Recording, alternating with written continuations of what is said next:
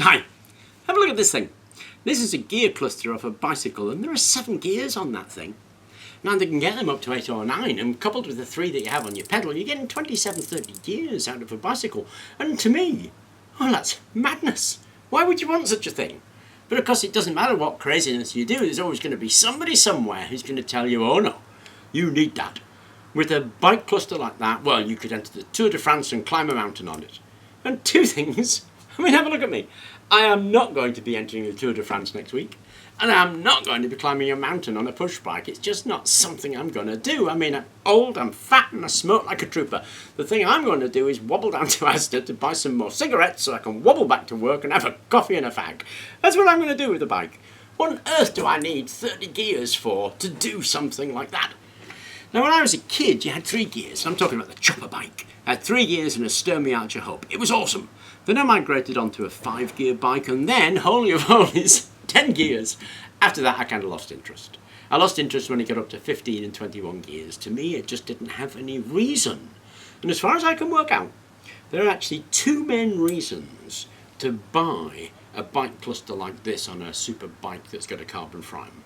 1, it's a way to spend your money. 2, it gives you awesome bragging rights at the bike club. But as far as I can work out, that's actually all that it does. I can't see any other reason for bothering with something like that. Like I say, whenever you expound a view, there's always going to be somebody who's going to argue the opposite because the opposite can always be argued. Well, that means to me is, it doesn't matter. It really doesn't matter.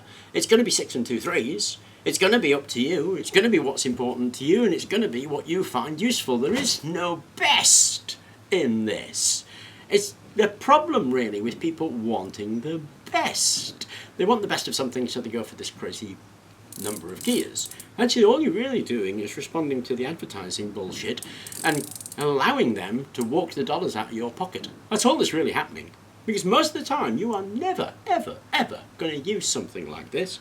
I mean, if you are a mountain biker and you're crazy into your road racing, sure, you're going to want something like this. But the bulk of people who buy this tut are not that kind of people. They're mostly people like me. You're not super fit.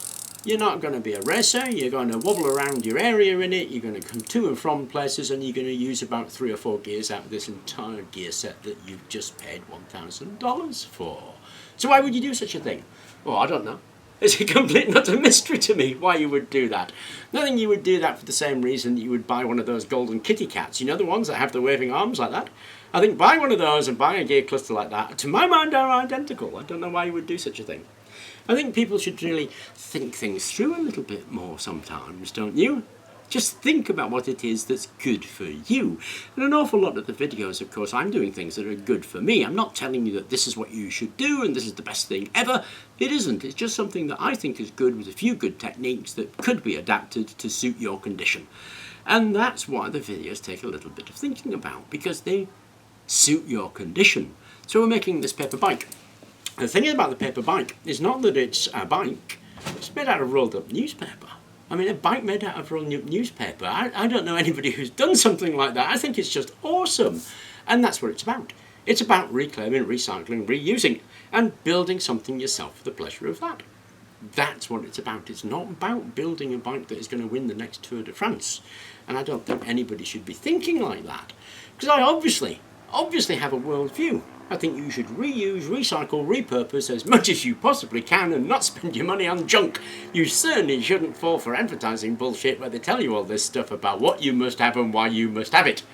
And if you want to repeat that as a parrot, knock yourselves out. Me? I'm going to stay with my view.